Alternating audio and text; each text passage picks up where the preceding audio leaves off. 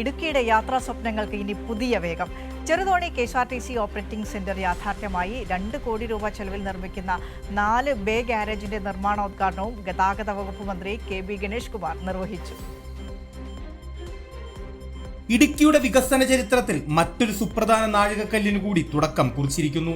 10 വർഷങ്ങൾക്ക് ശേഷം സംസ്ഥാനത്ത് ആരംഭിക്കുന്ന പുതിയ ഓപ്പറേറ്റിംഗ് സെന്ററിനാണ് ഇടുക്കി ചെറുതോണിയിൽ മന്ത്രി KB ഗണേഷ് കുമാർ തുടക്കം കുറിച്ചത്.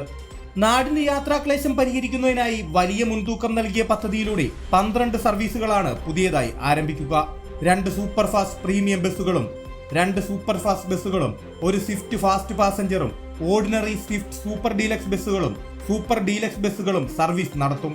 ആദ്യ സർവീസ് ആരംഭിച്ചപ്പോൾ മന്ത്രി റോഷി അഗസ്റ്റിൻ പുതിയ ബസ്സിൽ യാത്രക്കാരനായി മാറിയതും വേറിട്ട കാഴ്ചയായി. ഹൈറേഞ്ചിന്റെ ഗതാഗത മേഖലയിൽ വലിയ മാറ്റങ്ങൾക്ക് തുടക്കം കുറിക്കുന്ന ചുവടുവെപ്പാണ് KSRTC ഓപ്പറേറ്റിംഗ് സെന്ററിലൂടെ യാഥാർത്ഥ്യമായിരിക്കുന്നത്.